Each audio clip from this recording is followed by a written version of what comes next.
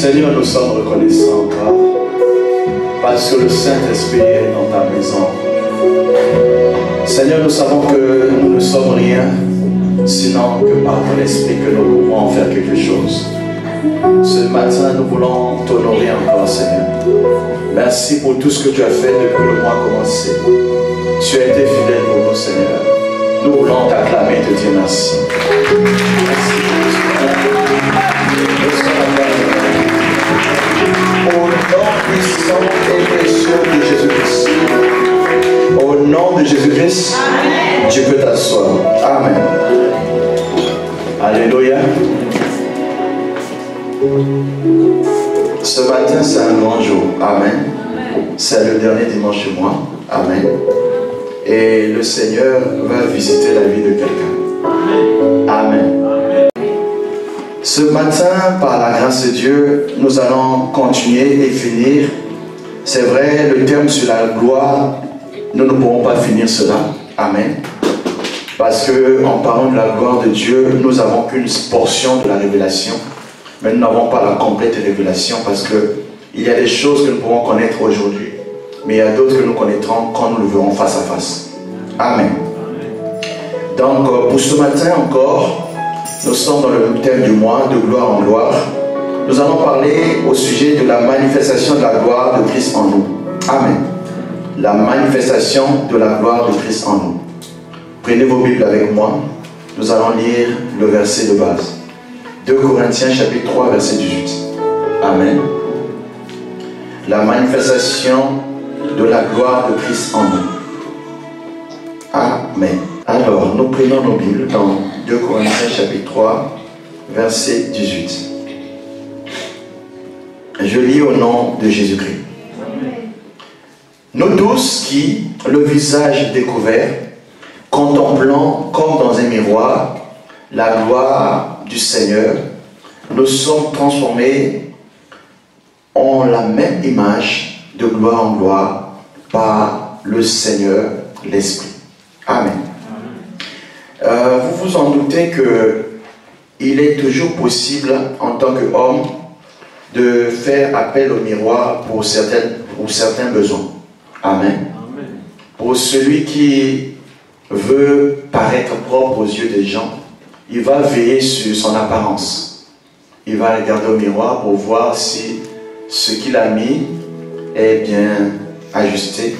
Ou aussi de voir s'il a mal peigné ses cheveux, ou bien pour les femmes qui font un peu de maquillage. Amen. Pour voir un peu si ça a été bien fait. Pourquoi nous le faisons? Parce que nous ne voulons pas avoir la honte. Nous voulons que celui qui nous regarde puisse se dire que cet enfant ou cette personne est réellement propre. Amen. Seigneur, bénis sa parole ce matin afin que ta parole nous transforme et nous fasse rentrer dans une autre dimension de gloire. Nous croyons que Seigneur, ta parole va nous donner la vie et la vie de ta parole va nous permettre de te connaître encore davantage. Dans le nom de Jésus. Amen.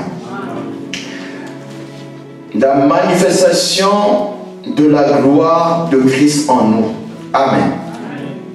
La gloire de Dieu témoigne de trois choses lorsqu'on parle de la gloire de Dieu. La première des choses relatives à la gloire de Dieu, c'est la manifestation de la puissance de Dieu. Il n'y a pas de gloire de Dieu si la puissance de Dieu n'est pas manifestée. Amen. Partout où il y a eu la gloire de Dieu, il y a eu la puissance de Dieu en activité. Amen. Je vais prendre un exemple pour illustrer cela. Maman Chimène a pu le lire. Dans Jean chapitre 11, verset 39 à 40, il était question de la mort de Lazare. Lazare était issu d'une famille de 3 enfants, 2 filles et 2 garçons qu'il était. La grande sœur s'appelait Marthe. La sœur qui venait après, c'était Marie, et ensuite il y avait Lazare. Mais un jour, Lazare est tombé malade et la famille de Lazare était amie avec Jésus. Jésus avait certainement l'habitude de fréquenter cette famille et Jésus a appris que Lazare était malade. au lieu de rendre visite à Lazare, parce que quand ton ami est malade, la moindre des choses à faire, c'est d'aller auprès de l'autre, si possible, prier avec lui ou bien lui apporter de l'aide si tu le peux. Mais Jésus, cette fois-ci, n'a pas fait comme nous le faisons d'habitude. Jésus a préféré s'occuper de ce que Dieu lui a donné comme tâche, d'abandonner Lazare et sa maladie. Ça veut dire que la maladie de Lazare n'était pas pour Jésus une priorité. Lazare est mort, Jésus ne vient toujours pas. Et 4 jours après que Lazare soit mis en terre, Jésus vient se présenter. Et les gens vont dire que le maître est là. Alors quand Jésus est arrivé, Marthe vient dire à Jésus que tu es arrivé trop tard. Jésus va dire qu'il n'est pas arrivé trop tard. Amen. Et c'est ce que nous allons lire pour comprendre ce que nous allons dire ce matin. Jean chapitre 11, verset 39 à 40. Si tu trouves cette écriture, tu dis Amen. Amen. Je lis au nom de Jésus-Christ. Jésus dit, ôte la pierre. Marthe, la sœur du mort, lui dit, Seigneur, ils sont déjà, car il y a 4 jours qu'il est là. Jésus lui dit, ne t'ai-je pas dit que si tu crois, tu verras la gloire de Dieu. Amen. Amen. Jésus voulait dire à Lazare et à Marthe que pour vous c'est fini, mais pour moi ça a commencé. Amen. Amen. Là où s'arrête l'homme, c'est là où Dieu commence. Amen. Là où s'arrête la science, c'est là où Dieu commence. La mort pour l'homme, c'est la fin. Parce qu'après la mort, nous ne pourrons plus rien faire. J'ai été à l'hôpital et j'ai vu les gens mourir. Quand une personne est morte, le médecin ne peut plus toucher. Il pense qu'il a tout fait. Bon, c'est ainsi. Son temps de mourir est arrivé. Il est parti. Ça veut dire que après la mort, il n'y a personne qui peut faire quelque chose. Même la personne qui t'aime beaucoup, il ne va que pleurer. Mais il ne peut pas te ramener à la vie. Mais Jésus, là où les gens étaient déjà en train de pleurer, Jésus vient dire, ôtez la pierre.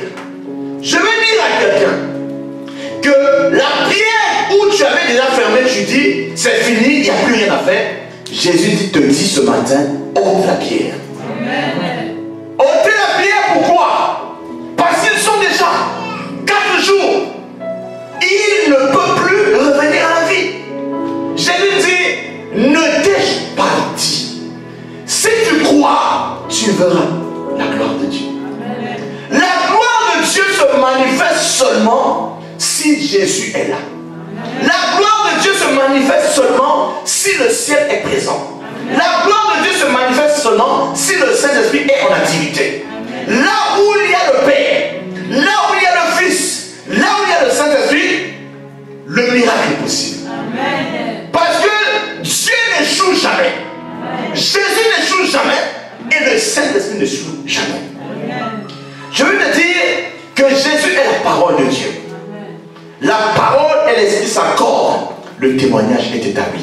Amen. Jésus est venu dire, Marthe, arrête de pleurer. Ôte la pierre. C'est difficile pour quelqu'un qui a perdu quelqu'un de revoir encore le cadavre de la personne qui était décédée. On veut oublier. On a les douleurs, mais on ne veut plus revoir ça. Parce qu'on préfère garder le souvenir de la personne qui était vivante. Mais voir la personne en décomposition, on ne peut pas supporter cela. Parce qu'on aimait la personne. Mais Jésus commence là où toi tu ne peux rien faire. Amen. Au nom de Jésus-Christ. La pierre, lorsqu'elle est ôtée, c'est alors que Dieu rentre en activité. Lorsque la pierre est ôtée, Dieu est en train de voir que tu as obéi à 3 principes de base. Lesquels? Le premier principe qui est la loyauté. Amen. Amen. La loyauté. Tout homme de foi est un homme fidèle. Toute femme de foi est une femme fidèle. La foi en un homme, Jésus-Christ, c'est ce qu'on appelle la loyauté. Amen. Amen. Amen. Si tu peux être loyal avec Jésus, c'est alors que tu verras la gloire de Dieu. Amen. tu as mis ta foi? En qui tu as mis ta foi? L'apôtre Paul a dit, je sais une chose, je sais en qui j'ai cru. Amen. C'est-à-dire que même dans les chaînes de la prison, l'apôtre pouvait encore dire, je sais en qui j'ai cru. Amen. Parce que l'apôtre sait que même dans les chaînes de prison, le Dieu en qui l'apôtre a cru est capable de venir au secours. Il n'y a aucune situation qui soit impossible à Dieu. Aide-moi à dire ça à quelqu'un. Il n'y a aucune situation qui soit impossible à Dieu. Aide-moi à dire ça à quelqu'un. Il n'y a aucune situation qui soit impossible à Dieu. Tu ne m'as pas compris. Toi-même, tu ne crois pas. Comment tu peux que l'autre croie? Il n'y a aucune situation. C'est comme ça on parle avec autorité. Il n'y a aucune situation. Dis ça à quelqu'un.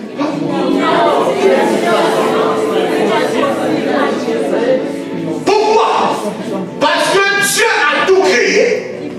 Dieu est capable de recréer. Dieu est capable encore d'ajouter ce qui manque. Cette fille est venue de Bruxelles pour accompagner les autres. En venant, elle avait un problème de la famille. Elle s'est dit, je vais me confier à ce couple pastoral. Leur dit que je suis là pour prier, c'est vrai, mais à Kinshasa là-bas, il y a ma soeur qui a été diagnostiquée d'un cancer du col de l'utérus. Pour elle, elle avait déjà dit, c'est fini, parce que dans la famille, les gens pleuraient déjà. Mais elle ne se rendait pas compte qu'il n'y a pas de hasard dans le calendrier de Dieu. Amen. Elle est venue à Toulouse pour rencontrer, pour accompagner les gens, mais elle est venue plutôt rencontrer un Dieu qui est ici. Amen.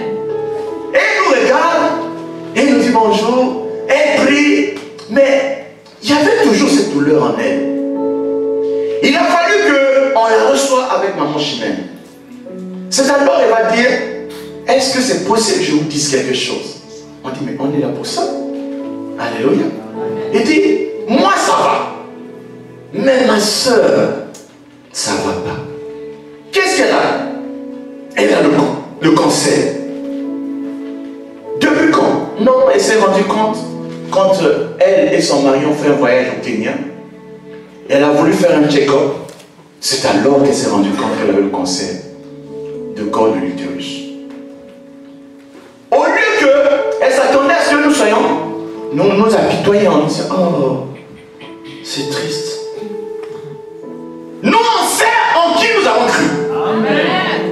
On dit, nous, ça ne nous surprend pas, parce qu'on a déjà vu des gens qui avaient le cancer être guéris. Donc, elle sera pas une exception au ciel. Parce que si Dieu l'a déjà fait dans le passé, il peut encore le faire aujourd'hui. Amen. Mais il croit seulement. Amen. Le problème de notre côté, c'est croire à Dieu et à sa parole. Si tu peux croire en Dieu, croire à la parole de Dieu, c'est alors que tu verras le miracle. Amen. Il y a un pas toujours que toi tu dois faire. Si tu ne fais pas, Dieu ne fait rien. Jésus pouvait dire, enlevez la pierre, je fais le miracle. Mais Jésus voulait que ce soit la personne qui était triste d'enlever la pierre. Ton miracle commencera par toi-même. Amen. Tu dois d'abord faire quelque chose et Dieu fera le reste. Amen. Marc l'a fait et cette sœur l'a fait. Il dit, pasteur, prions pour ma sœur. Avec maman Chimène, elle vous a dit ce qu'on a fait. On a prié, on a déclaré. Et après, maman Chimène lui a dit, quand tu vas appeler Kinshasa, demande à ta sœur de repartir faire encore le test. Pourquoi? Parce que pour nous, Dieu entend nos prières. Pour nous, Dieu entend nos prières. Amen. Et parce qu'il entend nos prières, il est juste pour exaucer nos prières. Amen. Ça ne nous a pas surpris. On a quitté Toulouse le lundi. Et ils sont partis le dimanche matin. Ils sont arrivés là-bas. Nous, on était sur la montagne en train de prier. Et il appelle avant la prière de midi. Pasteur, je dis, mais on a déjà commencé la prière. Pasteur, pardon, c'est un témoignage. Alléluia. Je dis, ah, c'est un témoignage. Ça peut pas. Non, c'est maintenant que je dois dire. Amen. Ma soeur est repartie à l'hôpital. Elle a refait les examens. Elle est déclarée free de cancer. Amen. Je veux te dire que Dieu guérit encore. Amen. Dans le nom de Jésus-Christ. Aujourd'hui, si tu as un problème de santé, tu seras guéri. Amen. Parce que Dieu ne fait exception de personne. Amen. La deuxième chose que la foi nous demande d'avoir, c'est la communion avec Dieu. Amen. La communion avec Dieu. Jean chapitre 14, versets 21 à 22. Je vais lire. Alléluia. La communion avec Dieu. Je vais lire. Celui qui a mes commandements et qui les garde, c'est celui qui m'aime. Et celui qui m'aime sera aimé de mon Père. Je l'aimerai et je me ferai connaître à lui. Amen. Ça, c'est le verset 21. L'amour de Dieu, se manifeste par la capacité de garder ses commandements. Amen. Amen. Lorsque Jésus parle des commandements, il ne veut pas parler des 10 commandements de Moïse. Amen. Amen. Il veut parler de sa parole. Amen. Amen. Ce que Jésus te dit, c'est ce qu'il veut que toi tu fasses. Amen. Amen. Je te donne un exemple de comment obéir au commandement de Dieu. Jésus et Marie sont invités à une fête de mariage à Cana. Ils sont partis avec les disciples. Arrivés là-bas, la fête a commencé. Les gens ont bu, les gens mangeaient. Il y avait la joie. Mais tout d'un coup, la quantité ou le stock de vin qu'ils avaient réservé était fini. Il n'y avait plus d'endroit où acheter le vin. Les invités ne faisaient que venir. C'est alors que Marie, connaissant Jésus, elle est partie vers voir Jésus. Dit, Jésus, peut-être tu ne sais pas, nos amis la manquent du vin. Amen. Pourquoi Marie est repartie vers Jésus? Parce que Marie avait une connaissance de Jésus que les autres n'avaient pas. Marie est la mère de Jésus. C'est par Marie que Jésus est venu. Mais avant que l'enfant Jésus ne vienne au monde, il y a une chose qui a été dite à Marie. Que cet enfant qui vient, c'est un enfant solution. Il donnera la solution à tous les problèmes. Amen.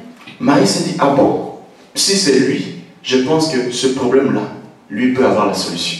Amen. Elle est venue voir Jésus et dit, Jésus, ils n'ont pas de vin. Jésus va dire à sa mère, femme, qu'y a-t-il entre toi et moi? Mon temps n'est pas encore arrivé. De quel temps Jésus parlait? Alléluia. Amen. On dit à Jésus, il n'y a pas de vin. Jésus dit, mon temps n'est pas encore arrivé. C'est comme s'il était hors sujet. Amen. Amen. Il voulait dire qu'il est incapable de faire un miracle. Alléluia. Amen.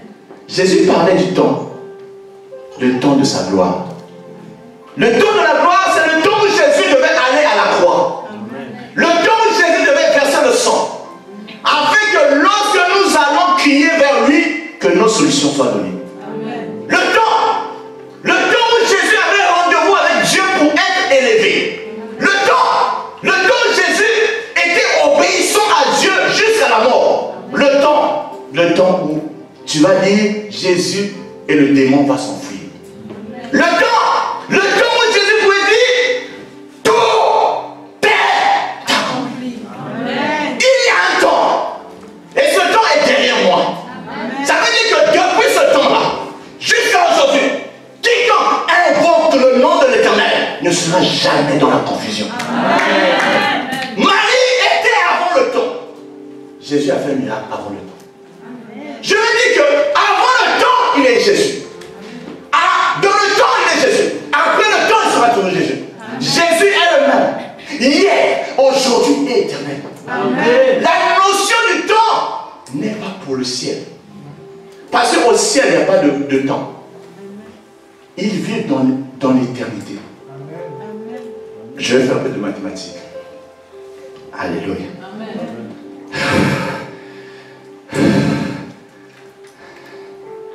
C'est quoi l'éternité? Alléluia. C'est quoi la vie?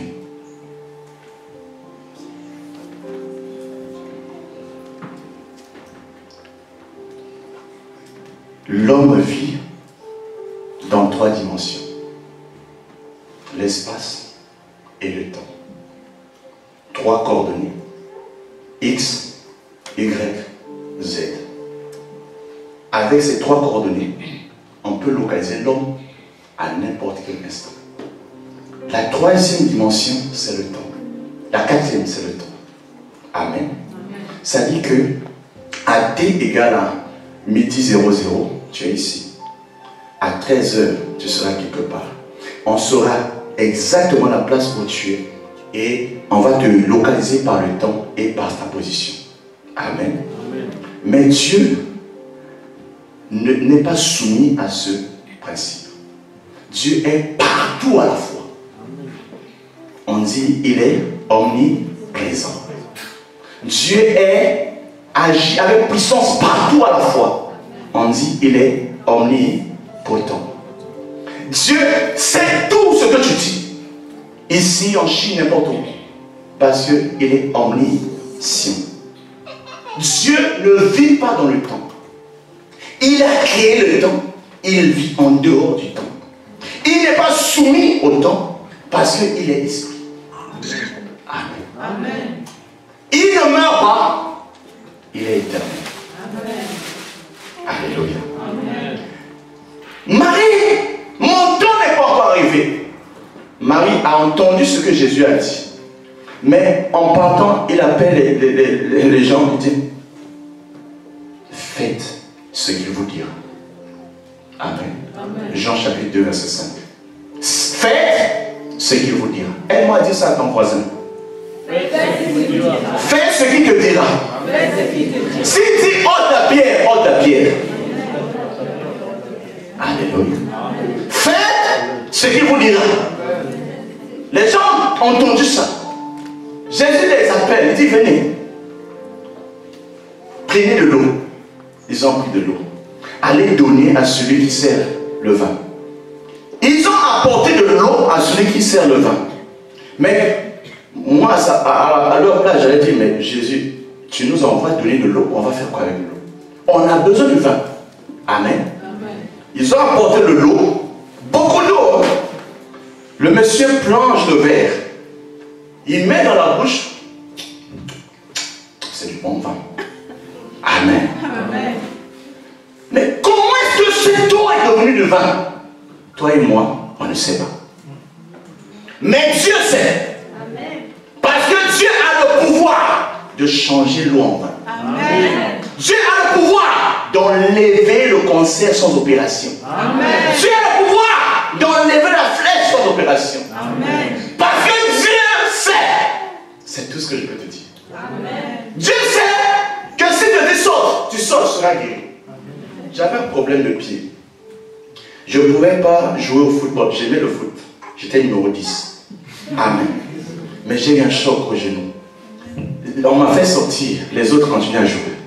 J'entends, il y avait à côté du stade, on ne jouait pas dans des stades à l'heure libre.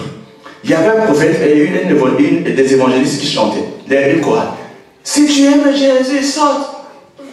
Je vois les gens sauter. Si tu aimes Jésus. Moi, au lieu de suivre le match, je dis, ah, mais je vais sauter. Je saute. Quand je descends comme ça, j'avais plus mal. Amen. Amen. J'étais guéri instantanément. Ça veut dire que la louange m'a guéri. Amen. Ne sois pas surpris que la louange t'ait guéri. Amen. Amen. Si Jésus dit, si tu aimes Jésus, tu viens à l'église, on chante.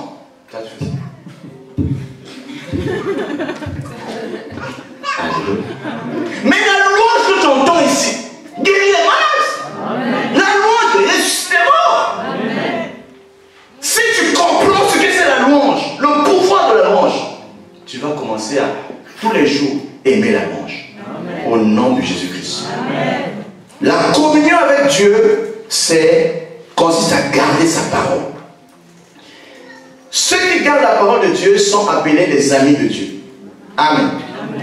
La parole de Dieu dans la vie d'une personne permet à Dieu de se faire connaître à toi. Jésus dit, je me ferai connaître à lui. De quelle manière? La parole de Dieu en toi va permettre que le Saint-Esprit commence à agir dans ta vie. Jésus dit dans Jean chapitre 6 que les paroles que je vous ai dites sont esprit et vie. Amen. Donc en recevant la parole, tu reçois l'esprit qu'il y a derrière la parole. Tu reçois la vie dans la parole. Et cela peut changer ta vie pour toujours. Enfin, le troisième principe, c'est l'engagement. Amen. S'engager avec la parole. Amen. Lorsque Dieu dit une parole, il veut en fait trouver en toi une réponse. Amen. Si ta réponse est favorable, c'est alors que le miracle sera établi. La Bible dit que l'accès de la parole donne l'intelligence et la révélation. Psaume 119, verset 130. Amen. Jean chapitre 10, verset 35. Alléluia. Jean chapitre 10, verset 35. Si elle a appelé Dieu ceux à qui la parole de Dieu a été adressée, et si l'écriture ne peut être anéantie, ceux à qui la parole de Dieu a été adressée sont appelés des petits dieux. Amen.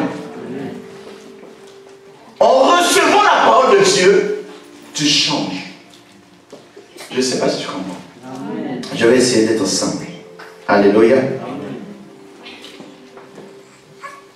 Moïse a rencontré Dieu pour la première fois dans le buisson ardent. Amen. Amen. Le buisson a pris feu, mais les feuilles n'ont pas changé de couleur.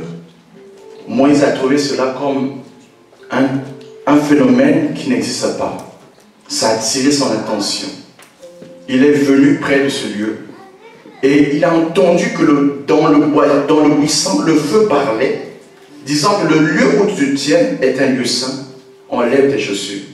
Voilà pourquoi nos amis les musulmans enlèvent les chaussures quand ils vont prier. Amen. Amen. Alléluia. On ne va pas faire ça ici. Amen. Alors, il va entendre une voix dans le feu. Ce phénomène, ça a dépassé Moïse.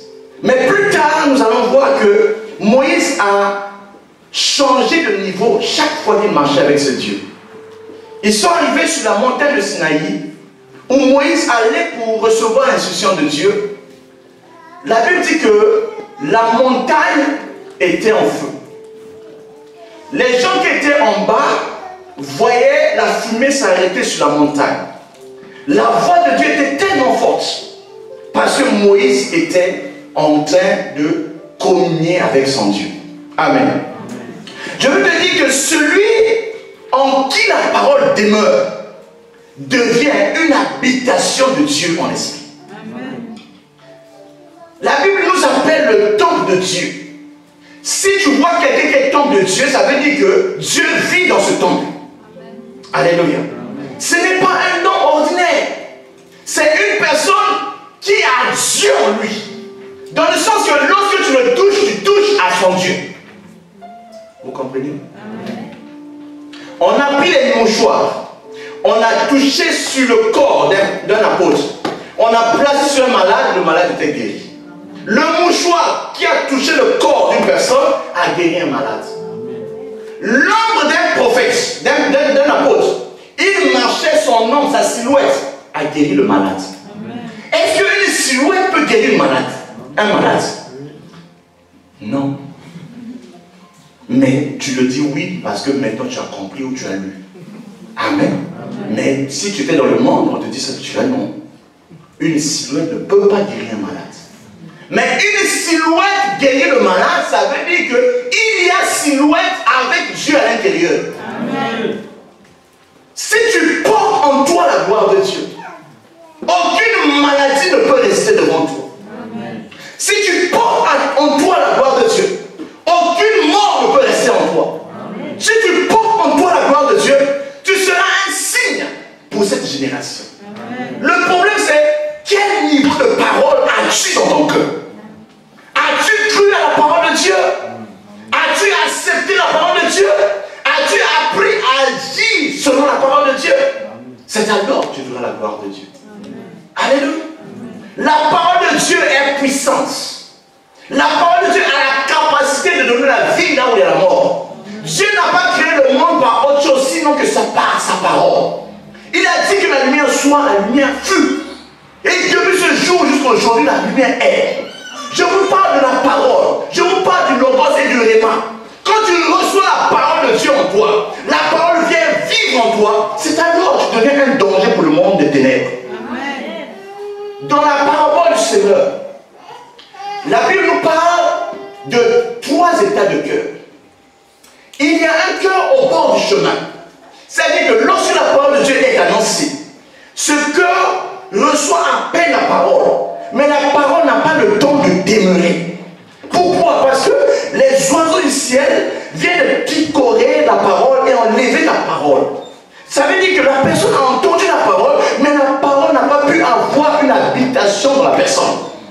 La personne qui a entendu la parole est devenue comme une personne vide. C'est comme une personne, tu lui demandes, tu as fait un rêve? Oui, j'ai fait un rêve, mais je ne me souviens plus. Mais pourquoi tu ne te souviens plus de ton rêve? Parce qu'il y a quelque chose qui s'est passé. Le rêve a été pris. Alléluia. Ou tu as été distrait et tu ne retiens plus rien. Je parle à celui qui fait des rêves qui ne retient pas. Ce soir, cette nuit, tu vas retenir ton rêve. Amen. Au nom de Jésus-Christ. Le cœur qui ne reçoit la parole que pour un temps est un cœur qui est dans le danger. Tu ne fais peur à personne. Parce que la parole en toi ne parle pas, ne vit pas et n'agit pas.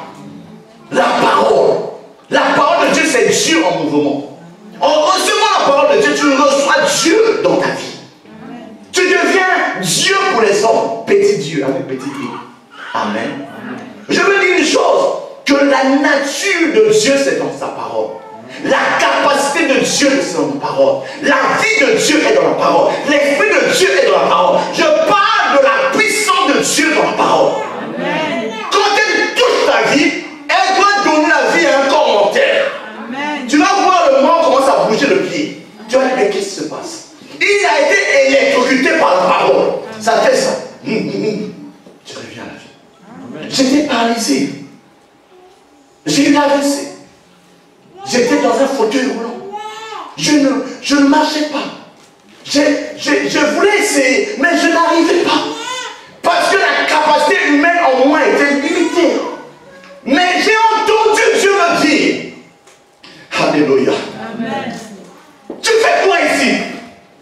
Je dis, je suis paralysé. Tu fais quoi ici? Je suis paralysé. Et dit, crois-tu que tu puisses marcher encore? Je dis oui. Amen. Amen. Il m'a dit, connais-tu un seul verset de la Bible qui peut te donner le droit de marcher? Je dis, il y en a plusieurs. Dis-moi un seul. Alléluia. C'est là où on va vérifier si tu as la parole en toi. Dis-moi un seul verset qui te donne le droit de marcher. Dans le fauteuil roulant, tout est possible. Tout est possible. En ce qui croit. Ah bon? Tout est possible. En ce qui croit. Demande mon chemin, j'étais comme ça. Tout est possible. En ce qui croit. Même malade, je peux savoir que tout est possible. En ce qui croit. Je peux avoir le bras comme ça, le pied comme ça. Tout est possible. Tout est possible. Même si moi je ne sais pas, mais tout est possible. À celui qui croit. Amen. Tout est possible. À celui qui croit. Tout est possible. À celui qui croit. possible à celui qui croit. Amen. Tout, pas certaines choses. Tout est possible à celui qui croit. Amen. Tous ces problèmes, tout est possible à celui qui croit. Amen. Il m'a dit, mais si tu crois, lève-toi et marche. J'ai laissé le fauteuil roulant. J'ai fait un pas. Un peu, ça semblait m'amener ici. Mais la parole là m'a donné la force. Tout est possible. Tout est possible. Tout. Ça se redresse. Amen. Je suis debout encore. Les secrets n'existent plus. Ceux de ma famille sont venus chez moi, ils m'ont touché comme ça. Bonjour. Je dis, oh, bonjour. Il est revenu. Alléluia. Qui pouvait croire à ce que la parole de Dieu était capable de faire? Alléluia. Amen. 4 jours dans le coma. Alléluia. J'ai entendu la voix me dire, va dire aux vivants que moi, je ressuscite encore les morts. Amen. Je dis, bon. Je dis, comment? Laisse-moi. Je dois aller dire aux vivants. Je suis venu pour te dire, Jésus ressuscite encore les morts. Qu'y a-t-il qui soit impossible à Dieu? Aucune chose. C'est le mystère de la foi. Amen. Alléluia. Amen. Si une montagne a pris le feu, mais un corps qui a reçu Dieu a plus que le feu. Amen. Parce que tu es un feu bouillonnant. Amen. Celui qui est en moi est plus puissant que celui qui est dans le monde. Amen. Celui qui est en toi est plus puissant que celui qui est dans le monde. Amen.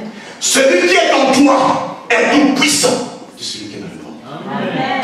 Tout passera, mais sa parole ne passera pas. Amen. 1 Jean 2, verset 15, 17. Tout passera. Le ciel et la terre passeront. Mais la parole ne peut pas passer. Dieu ne peut pas contredire sa parole. Tout peut passer, mais la parole de Dieu ne passe pas.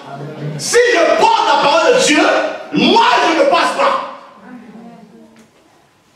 Parce que la parole, celui qui porte la parole ne passe pas. Si la parole ne passe pas, parce que je suis un réservoir de la parole, je vais partir avec la parole. Tu comprends? Est-ce que tu as compris? Amen. Amen. Non, tu n'as pas compris. Amen. Amen. Quelqu'un guérit maintenant? Amen. Tu commences à comprendre. La parole de Dieu a la capacité de faire que l'homme devienne un homme extraordinaire. Amen. La parole de Dieu a la capacité de te donner la nature de Dieu. La parole de Dieu a la capacité de te donner la domination sur les choses. Amen. Je vous dis ceci. Pour m'arrêter cela, je vais dire une chose. Amen. Amen. Alléluia. Amen. Tu as compris ce que je suis en train de dire? Amen. Que Dieu te bénisse. Matthieu chapitre 5, verset 13 à 14. Je m'arrête là. Matthieu chapitre 5, verset 13 à 14. Je devais lire aussi les autres passages, mais on n'a pas le temps. Amen. Matthieu chapitre 5, verset 13 à 14. Alléluia. On va s'arrêter à ce verset. Ça, c'est le Seigneur qui nous enseigne cela. Je lis au nom de Jésus-Christ. Vous êtes le sel de la terre, mais si le sel perd sa saveur, avec quoi lui rendra-t-on? Il ne sert plus qu'à être jeté dehors et foulé aux pieds par les hommes. Vous êtes la lumière du monde. Une ville située sur une montagne ne peut être cachée. Amen. Amen. Le Seigneur donne 2 noms à ceux qui lui appartiennent. Sel de la terre, lumière du monde. Amen. Le sel, s'il n'y a pas de sel dans la sauce, tu as l'impression que la sauce n'est pas intéressante. Amen. Le goût, c'est le sel qui l'apporte. Amen. Ça veut dire que si les chrétiens ne sont plus sur la terre ne vaut plus il n'y a plus d'intérêt d'être sur la terre. Amen. Enlève un chrétien de ta famille, la malédiction va rentrer. Amen. Si dans chaque famille, il y a un seul chrétien, ce chrétien a suffi pour amener la grâce de Dieu dans la famille. Amen. Tu seras sauvé, toi et toute ta famille. Amen. Tu es la lumière du monde. Dans ce sens que quand on te voit, on dit Dieu est là. Amen. Et ce matin, je crois que la manifestation de la gloire de Dieu sera visible dans ta vie. Là où il y a la gloire de Dieu, il y a trois choses. Il y a la puissance de Dieu, il y a la gloire de Dieu, il y a la bonté de Dieu. La Bible nous présente un homme dont le nom est Jacob. Quand cet homme est parti travailler chez Laban, cet homme a trouvé la grâce de Dieu. Il est devenu l'envie pour ceux pour qui il travaillait. Les enfants de Laban disent, ce monsieur est venu voler toute la richesse de notre père. Parce qu'on ne comprend pas qu'un esclave devienne plus riche que le maître. Amen. La bonté de Dieu. La bonté a localisé Joseph. Joseph est devenu l'homme à qui on confie tout en ses mains. Tout ce qui touche lui aussi. Amen. Quand tu vois telle personne, le chef de l'entreprise lui dit, je préfère m'asseoir, je te laisse un peu diriger la campagne. Tu es cette personne. Tu es la lumière du